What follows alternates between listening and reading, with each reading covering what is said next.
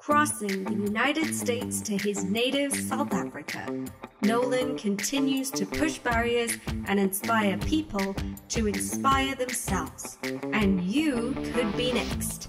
Join Nolan's 7-day online groundbreaking program called Obstacles Make Me Stronger, aimed at teaching you how to overcome any obstacles you may face, break barriers, be innovative, and take control of your life.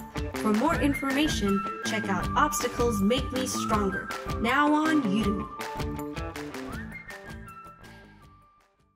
Good morning, good afternoon, good evening, wherever you are in the world, and welcome to Inspirational Journeys Through Life with Straight Talk with Nolan. My name is Nolan Pillay, and I am your host for today. And it's our pleasure to welcome Sabin Nair to our show. Sabin was born in Chatsworth and grew up in a small town called Mmabatho. He is currently the CEO of PCS Global, founder of Origin 21, a serial entrepreneur, and a qualified electrical engineer. His entrepreneurial journey started at the age of 9, where he sold stickers in primary school. And unlike most students, he spent his holidays working in the family business, acquiring basic business fundamentals. And since then, he has been through many challenges but has persevered through every one of them. He survived the fatal shooting of his father, near bankruptcy, burning down of his house, and even a near-death experience. In 2009, he eventually had enough of corporate life and decided to take a leap of faith and open up his own engineering firm with some of his co-founders. Since then, he has grown the engineering firm into a global business and 6 branches covering 4 countries and 2 continents. That's a massive accomplishment. Since then, he's also the non-executive director for multiple businesses, ranging from financial services, renewable energies, digital technology as well. So Sabin, once again, welcome to Inspirational Journeys Through Life with Straight Talk with Nolan. Can you tell us a bit? Thank you very much, Nolan. Cool, it's a pleasure. Can you tell us a bit more about who Sabin is? And let's start off with, where you come from. I was very intrigued by your story about living in a garage. Maybe let's start. Okay. Yeah, well, I'm still trying to figure out who I am. But yeah, look, I can tell you, we come from humble beginnings, our first habitat or place where we stayed was a garage. My parents rented out a garage. My dad was a bricklayer, and we stayed in Chatsworth. So, like most Indians, you start off with very little, and it's up to you to sort of prove yourself. So that's where I come from. I grew up in a very small town called Mmabatho. I think when we got there was probably 3 shops, and there was no public transport aside from a taxi, and used to walk around and wherever you needed to go. Yeah, that's where I came from, Nolan. Amazing, thank you, man. It's such a touching story as well, right? So to the audience that's listening in, if you don't know Chatsworth, it's a town in South Africa. It's in a province called KwaZulu-Natal. So Chatsworth is very special, KZN as a whole, because when the Indians first came into South Africa as slaves to work in the sugarcane plantation, a lot of the Indians were sent into areas like Chatsworth. And these were the areas when the Segregation Act was in place. It was an area just for Indians back then. So it's a very special area. And we're going to talk about a bit more about how Sabin moved away from that. But the other thing that I'm touched by, so Sabin has done a lifeline. And if I look at his lifeline, it's not a straight line. It's like mine. It's ups and downs. So it just shows all the challenges that he's been through. But what's more interesting is where he is now and how he got through all of these challenges. Now, you mentioned you used to wake up at 4 a.m. in the morning just to go to school, catch a public transport and go to school. That's a lot for, how old were you back then? I think it was probably about 5 or 6 or so. So we were still quite young. my father had worked. He actually worked in Sun City. He was one of the general foremen at Sun City, and yeah, my lifeline, especially my education, is quite an interesting one. The first school that I attended was actually a Setswana speaking school, and I think part of the reason why I was put in that school was my mom. She was a housewife. My dad worked in construction, long hours. We couldn't afford a maid, so it was quite difficult. And I suppose the easiest way to make sure that your kids are taken care of is to make sure that they're in a school or a nursery. And at that stage, the black schools was the only ones willing to accept me. Um, so yeah, that's how I ended up in a Setswana speaking school. And when we moved through to Mahuasi, we stayed in the middle of a bush. It was staff quarters for the staff that were working at Sun City, and we used to travel by combi through to Rustenburg every day to attend school. So yeah, that meant getting up at 4 o'clock, making sure you up and ready, and off you went. Then it was a long journey back again after school as well. So that's interesting, right? Because imagine being a 5-year-old and you have to wake up at 4 a.m. As kids, we know we like the warmth of our bed. I can't imagine how it would have been when it was like really winter and cold. It's a struggle to wake up at that part of the morning. But, more so, you said you went to a Swani speaking school.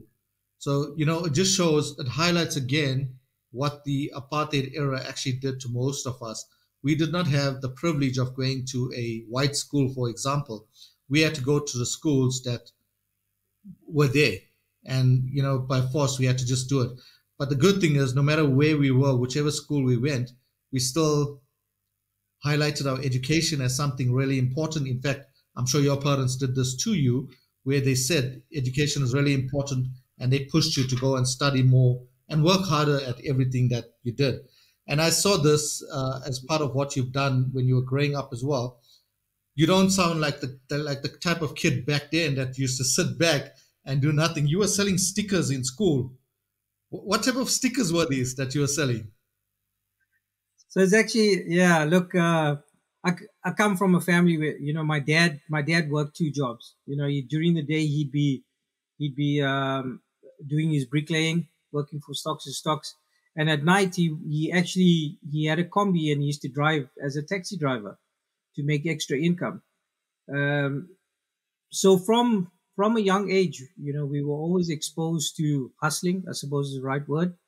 And yeah, at the age of 9, what actually happened was, for those of you from Chatsworth, I don't know if you remember, there's a place called Red Bro.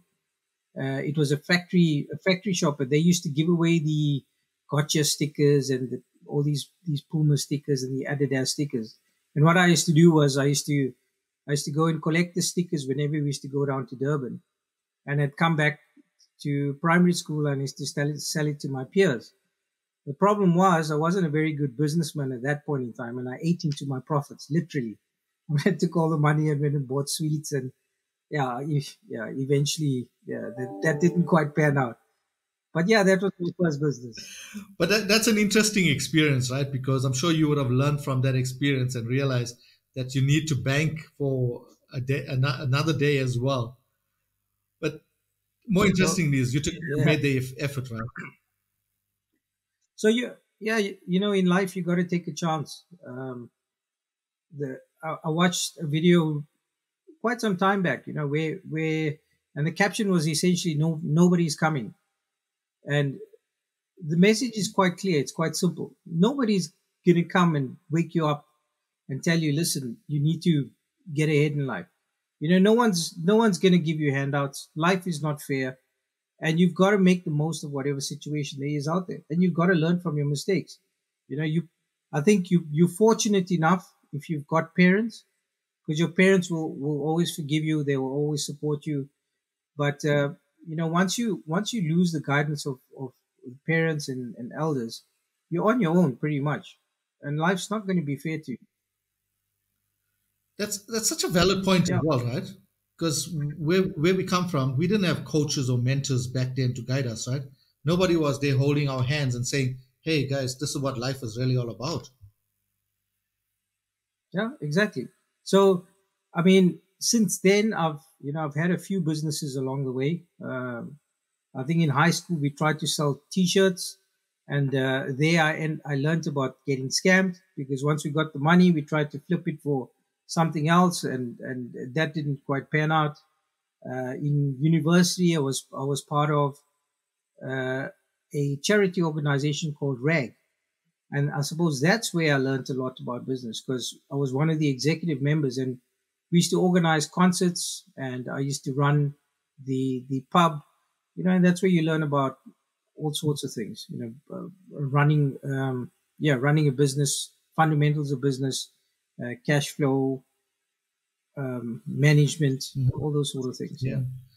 You see, so it really did start off from an early age as well, where you got this business mindset, and more so, you had this mindset of not just sitting back and waiting for somebody to come, because, like you rightfully said, nobody's gonna come, nobody's gonna give you a handout. You have to fend for yourself, and that's what life really is all about, and that's what makes us the gentlemen that we are today as well. It's because of our upbringing and the values that we've installed. So salute to your parents, eh? uh, they've really brought up a good gentleman that we need more of in this world as well. There's not many good men out there, so congrats to them. Look, I think it's a very important message that I owe everything to my parents, and I think for parents that are out there, it doesn't matter how young you are. I mean, my mom had me. I think she was 16 or 17 when my mom had me. It's never too young or too old, too late in life to instill values into your kids. Teach them from young about basics. I mean, we didn't know about financial management as we were growing up. We sort of figured it out as we went along. So very important that parents take responsibility for their kids.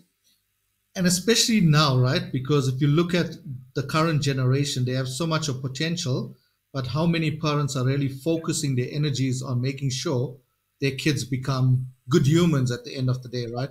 And we have the tools and resources. There's so much out there, but we just need to channel them in the right direction and keep them off the negative stuff that the media brings and social media does. That's right. 100%. Yeah. Yeah. Tell us a bit more about There's, when you moved to Joburg. I know I read that you moved to Joburg to live with your uncle and yeah. to learn some skills from him. So growing up, I come from a family of five boys. I was the eldest. Um, my uncle actually was 4 years older than me, so he was pretty much my older brother. So every time we went to Durban, my parents would drop me off by him, and that's where I spent the Durban holidays, hanging around with him, pretty much doing everything with him. And I remember the excitement when I was finally accepted into Wits University. Actually, to be honest with you, the only reason I went to Johannesburg was my uncle told me, "Listen, I've got a job in Joburg," and I was like, "Yay! Let me apply to Joburg and get there so that we could be together." And yeah, got to Joburg. Uh, really crazy times with my uncle. We now little adults, and 3 months later he passed away in a car accident. So that was quite a that was quite a big blow for me, because this was it's the first time that I've been into the city. Um, and this guy was supposed to be my big brother, taking me under his wing, and it wasn't even 3 months, and he passed away in a car accident. So yeah, that was, I suppose, one of my first major loss, if I can say. I think I was 18, 19 when this happened. Yeah. And just to put a bit of more context to that as well, at that age, 18, 19, you're in one of the major cities in South Africa, and now you come to spend time with somebody who's been around, who knows the area, and now you're all alone. How did you how did you cope from there? How did you deal with it? Look, it was very difficult. When I first got to Joburg, actually, what happened was we stayed in Lenasia South, actually. And again, it was another 4 o'clock story. You know, we'd get up at 4 to catch a bus uh, to get to Wits. You know, that's how we used to get around. So when that happened, I wasn't really sure what to do. And I actually, it's a bit of a blur for me. But I did end up staying with some family friends for a few months, and then my parents helped me find a place to board. So actually, I found a place in Mayfair, boarding people. I was boarding with people. It helped. It helped a little bit, but you know, at the end of the day, my dad had a job. My mom was at home taking care of my other four brothers, and you got to find your way. You know, I was lucky. I had a good circle of friends that helped me get through it. That's important, right? Having the good, like-minded friends, in fact, around as well, because your family is obviously not here; they 600 kilometers away, and you know and you miss that family bond as well. You know, especially in the evenings when you come back from Wits or work or whatever, you want to see your family, and you know those days can be very lonely as well. Yep.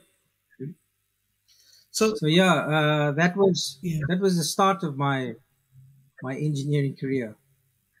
okay, So it obviously, yeah. So, and it was also not easy boarding because, you know, like I said, my dad was the breadwinner of the family. And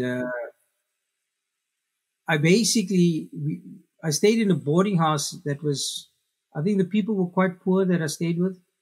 So, you know, I slept in a room with four other people. We literally at some nights would eat bread and soup because that's what was on the table. Of course, I didn't tell my parents about this. You know, they had enough things to worry about.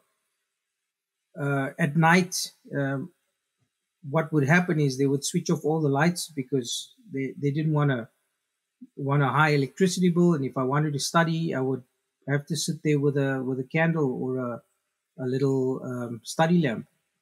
That was, yeah, interesting yeah. times. Interesting times. I like that you mentioned the candle, right? Because you know South Africa is going through a phase now where we're back to the candle stories kind of thing. And like you, I remember also when I was growing up, I also used to study with a small candle like this here. And back then, it wasn't because the local energy provider turned off the electricity. It was my parents just could not afford to pay the electricity bill. So we had to study with a small candle like that or try and wake up as early as possible. So I know exactly what you mean by studying with that. It's difficult, but again, I want to highlight amidst all of those challenges, look at how well you've done and what you've actually persevered. So I would say you're the type of person that persevered through all of this, right? You didn't sit back and think, okay, now we're not going to have electricity because they're saving on the bill. Maybe I should just go to bed early and sleep early, right? Because the reason why I'm bringing this up is there's a lot of people that have this mindset that they kind of look for an excuse when the power is down. I can go and do something else beside work on myself. And you took the opportunity to work on yourself, right? By getting that small candle and studying. I think when you realize that hiding underneath the covers is not going to solve the problem, that when you wake up the next day, you're going to have to face the music in any case. That's when you realize that there's no better time to do something about a situation than right now. Because sleeping and hoping tomorrow will be any better, it's not going to make a difference. You're going to wake up tomorrow and you're going to have to face the music at some point in time. And I think as you get older, you realize when you start realizing that waking up the next day is not promised.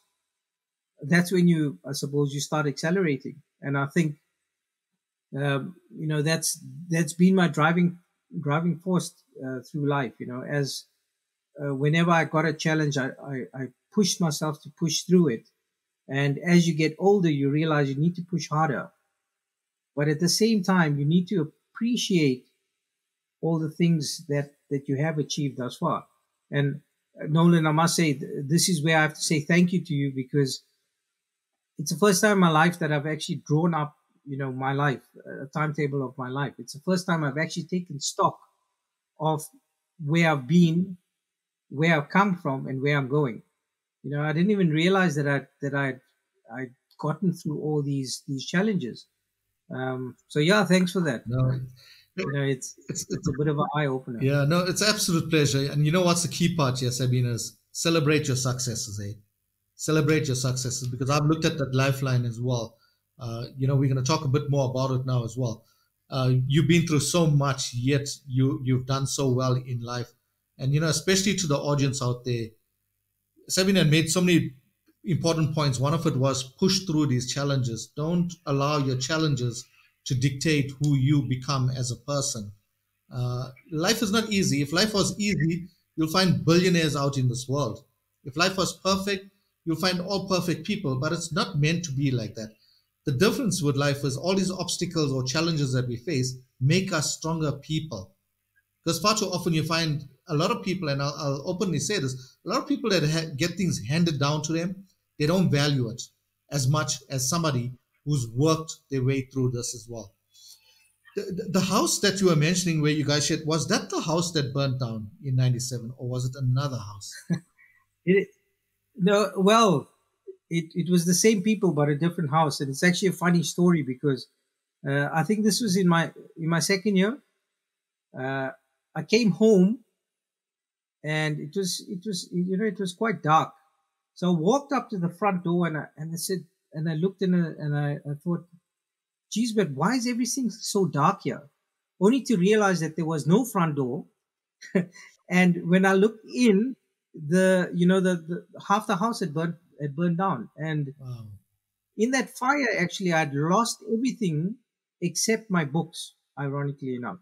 So everything had burnt. I mean, I was literally left with the clothes on my back. And what had happened was my books were in a bag, and it was underneath the bed. And it was one of those beds with a metal like tops, one of those old ones. The springs, yeah. So that's the only thing that I got. Yeah, that's with the springs. Yeah, that's the only thing that got saved of mine. And I remember I went to go stay that night with some friends of mine, and this guy was twice my size, but that's the only clothes that I was wearing this guy's t-shirt and my clothes and stuff like that until I could sort myself out. And obviously with limited funds, it took some time to get back on my feet. But yeah, that was an interesting story. No, it is. I mean, you walked in and you didn't realize that the house had burnt down. But what's more surprising is the universe was on your side, right? Because your books got saved. Exactly. What's the chances of that? So I mean, look, it was a sign, right? I mean, it was funny because I reached for the door and I realized there's no door. But yeah, so that was an interesting experience. Did anyone get hurt in that burning down? Luckily not. So what had actually happened was it happened to be an electrical fault, and I think everyone was out during the day. Okay. So yeah, thank goodness there was no one hurt there. Yeah, grateful for that, hey? Wow. Yeah, so that's just to the audience listening, that's just one of the challenges or the stories that Sabin had been through in his life. And this was in 1997, right? This is like 26 years later now. And look at how things have changed just because of his mindset and his perseverance to actually do more. Also, you lost your dad, right, in an armed robbery. And, to a lot of people that don't know what's happening in South Africa currently, we are in a bad state. There's a lot of robberies happening. A lot of people's lives are in danger. And it's because our law system does not work. It just simply does not work. We're losing a lot of people. But back in 2002, this was when, apartheid ended and we were getting back on our feet. You wouldn't expect armed robberies to be happening at that part of the time, right? But here it is in 2002, your dad passes on with the armed robbery. Was this at home or at his work? No. So another interesting story. I mean, my dad My dad, I think, was 50, 52. And like you said, apartheid had just ended. Well, it was, the new government had just been ushered in. And we were still in Mmabatho. And there was a lot of, uncertainty, a lot of changes. And my dad had decided to leave his job that he'd been with for, I think, 45 years or something like that, something crazy, 40 years. And he had 3 more years to do to get his early retirement. And he decided, no, he's going to take a chance, and cashed out his pension, and he went in and opened up a bakery. So, my dad was a bit of a chance taker, I suppose. He took risks, and they paid off. And unfortunately, we had opened up a business that was sort of on the edge of an informal settlement. A lot of crime in that area, and we had 4 armed robberies, and unfortunately on the 5th one, he didn't make it. So that was in 2002, and I remember it was, it was quite traumatic. My one brother had just moved to Johannesburg. He was staying with me. He was busy with his studies. The other brother was working, had just gotten a job in a hotel. He's a chef. And when this news happened, we had to pretty much drop everything and go back to Mafeking or Mmabatho. Wow. And then the choice was, I was the only one that really had a stable job. I just started working. I think it was 2 years into my formal career. And I remember going to my mom and asking my mom, what are we going to do now? Because who's gonna run the shops? Yeah. How are you going to manage with 4 boys? My 2 youngest brothers were still in school at that point in time. And I take my hat off to my mom, because I told my mom, look, I'm going to leave my job. I'm going to leave my job, and I'm going to come back and run the business. And she said, no, you're not going to do that, because you're the only one that's got a stable job. You carry on, and we'll figure it out. And that's what we did. We figured it out. And my mom, from being a housewife, went to being an entrepreneur. And she started the journey. And, I must say, my mom has been a real pillar in my life. She's really supported me. I lost her last year, just moving to the UK. But I take my hat off. That's the reason for my success. It's my mom standing behind me, or at least the formative years. Yeah. That's, as you're just relating the story, I'm just thinking that she actually had to take on a dual role of playing both parents, and more so with boys. And, boys sometimes, it's very hard for us to listen to our parents, right? More so the mom as well. So I'm glad that she took the step forward, and she realized that, okay, you needed to stay in your job. And that's a sensible decision as well. You got a permanent job, keep that job, while the other business can try and bring in some profits for the family as well. And she can take over with that. So hats off to her. And we'll talk a bit about, when you moved to the UK as well. I know you've been through 2 near-death experiences in your lifetime as well, right? Already. So tell us a bit more about both of them. Yeah. Well, let's start with the first one. The first one, actually, it's quite an interesting one. It was actually with my uncle. We just moved into Joburg. We were in Lenasia, and what we'd actually done is we'd snuck into a wedding. We were walking past this hall. We were walking past this hall. It was. I remember it was quite late at night, and we'd snuck in, and all of a sudden there was this. There was a guy that came up to us and asking us who we were. And we were like, all apologetic, and we tried to get out of there. And next thing we know, there's this, I don't know where this fight broke out, but there was this massive fight behind us, and there was these these guys pulled out a gun, and there was a guy chasing me with a gun. Wow. And he fired off a couple of rounds. And all I remember was there was a dog chasing me. There was gunshots, and I just, I dived on top of a car, and I put my hands over my head, and I just prayed. And then the next thing I know, the fight had moved to someplace else.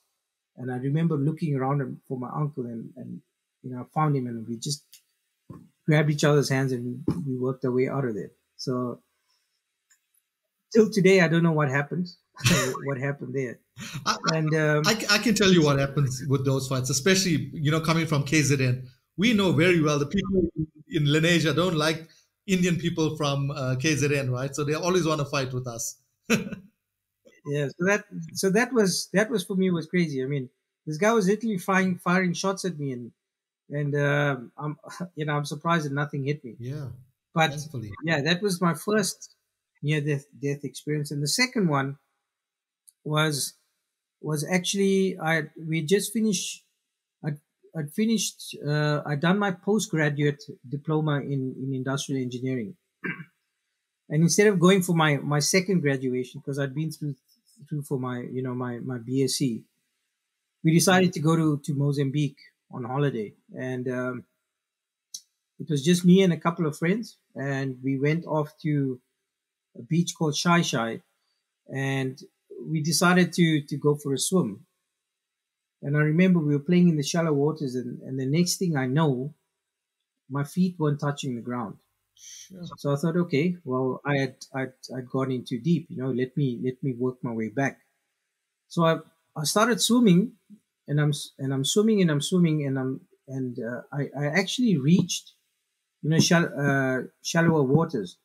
And I stood up and I thought, geez, that, how far did I go back? Because I was really tired, and I can't believe that I'd swam that far. It didn't make sense to me. And the next thing I know, there's this huge wave that came and knocked me off my feet again, and I was pulled out again. Sure. And as I'm getting pulled out, I remember seeing my one friend was in front of me, and he had a board with him, one of those boogie boards. Mm-hmm. And I told him, please help me, I'm tired, and I'm screaming out to him. So he passed me this board, and the board just went straight past me. The current pulled this thing out, and I remember being pulled out and just swimming, and I just couldn't seem to get anywhere. And at one point, I remember just going down into the water. Like you see in the movies where I was going down, and I literally see the bubbles, going out of my mouth and just breaking the surface. I could see that the water's just rippling. And I remember feeling this peace almost, because it was a point where I'd almost I'd pretty much given up. I could see myself going down. And as I was going down and looking up at these bubbles, I saw this dark figure. And what had actually happened was there was another buddy of mine with a boogie board that had also been sucked out, but he was on the board. And I remember just something in me just screaming, jump, grab at it. And I found this energy, and I just jumped up, and I remember grabbing my friend's feet. And then I pulled myself on top of him, and I just held on to him, and a couple of waves crashed upon us, and we were dragged out. But eventually there's a couple of surfers that came out and pulled us back to shore. And I got to shore, and I just collapsed there, and I was out for, I don't know, 15, 20 minutes or so. And I woke up that day, and I swore to myself, listen, I need to think about my life, and just like that, your life can go, at any moment. You need to relook at every single moment. Yeah. I like that. So that was. I like that you say that, right? Your life can go at any moment. You need to really be a good human all the time, right? Be kind, be empathetic. Don't do anything wrong. We're not perfect, right? We all go on our different moods or off trail sometimes, but we always bring ourselves back. So I'm grateful that you lived through that drowning experience. That sounds very horrible. If the guy with the boogie board didn't come by, then you would not have been here today, right? Yep. I'd pretty much given up at that point in time. I think it's the first time in my life where I just said, stuff it. Yeah. But yeah, Especially, and I think life is, sorry. yeah, sorry. No, and I think life can be that way many times. You'll find many times in life where you'd want to give up. And there's always a sign. There's always something that will come past that will tell you maybe it's not that time. You know, and I found that many times in my life where you almost feel like, geez, things cannot get worse. Sometimes they get worse, but it always gets better. And I think that's it. Yeah, and as long as you're grateful for whatever you have now as well, and if you always bounce off that gratitude, then you'll see life in a different light, and you won't see all things as bad as well, right? So I think that's quite important, coming through it. That really was a near-death experience for me, because when you said that at one point while you were underwater, you reached peace within yourself, that's already a sign that, it's all over for you, until your friend came by and you got the energy, you picked up that pluck, the courage and the energy to actually get onto the board and get out of there.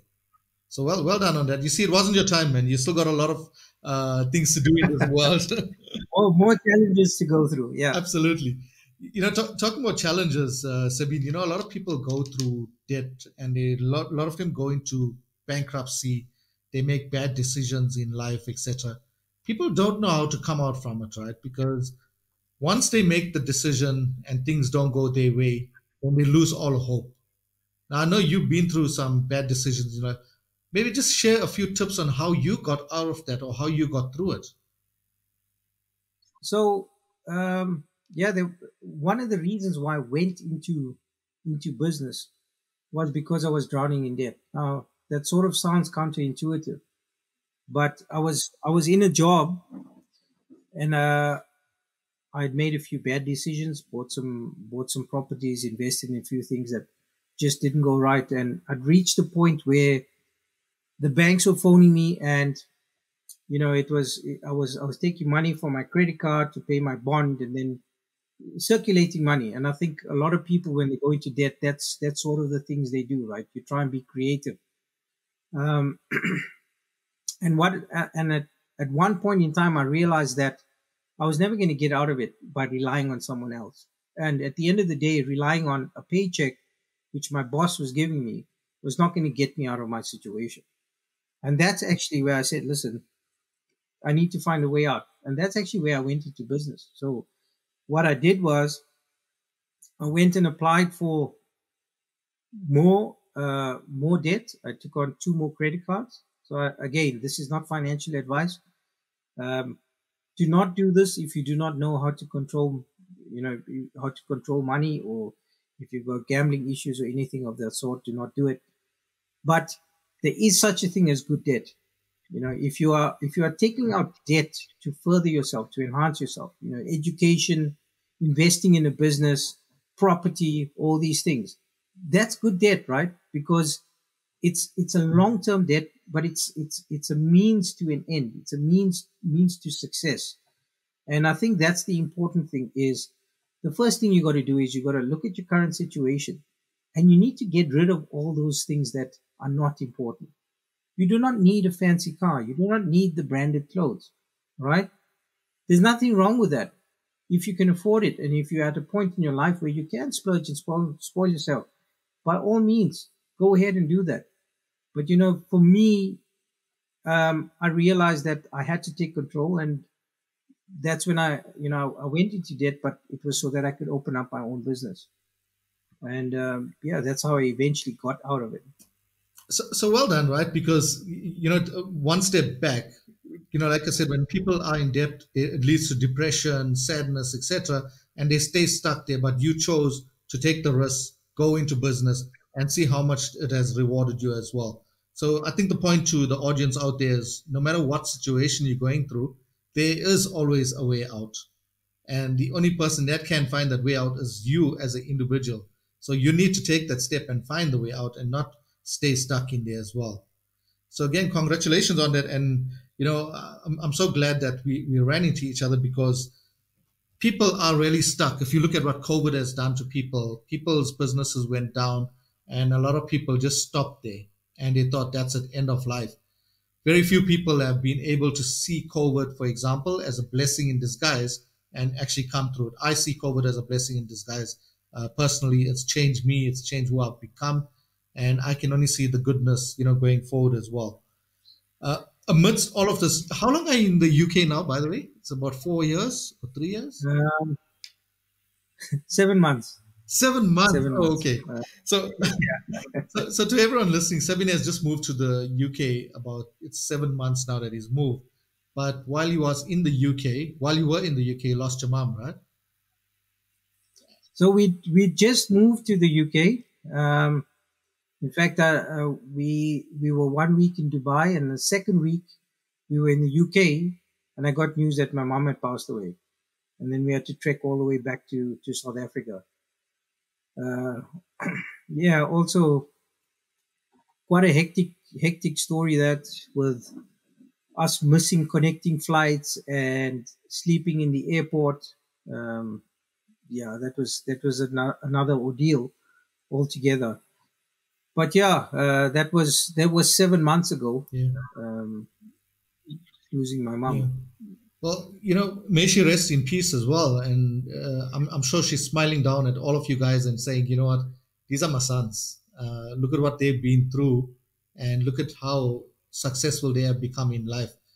And you and I know, right, this is not the end for any one of us. Obstacles will always be there. But what differentiates us from a lot of people is we now know how to move through the obstacles and challenges in life. We're not in the mindset of staying stuck there as well. So, to the audience listening, this is another example of someone who's been through so much, from living in a garage to now being in the UK, running 4 businesses in 2 continents, right? 4 businesses in 2 continents. Yeah. 4 businesses. It's 2 startups, 1 company that's been in existence, I think, from 2009, and now I've just started my latest startup, which is in the hydrogen field in the UK. So yeah, amazing. And this is a South African guy, right? Born all the way in Chatsworth, and look at him now, how he's flying and actually doing things. And the one thing I noticed about you, and I must commend you about this as well, you're a very grounded person. So you don't let all of this, the type of person you become, like with business, etc. You're not the type of person that's allowing money to drive you. You're very grounded. You know your roots, you know your values, you know where you come from. And a lot of people can learn a lot just by listening to your story and realizing they can actually make a difference to themselves out there as well. And back to what you said, nobody's coming for you. You've got to take the initiative and grow further. So Sabin, it's been such an honor to have you on our show today. Any last thoughts for the audience out there? Any last tips for them? Oh, look, where you come from should not determine where you're going to.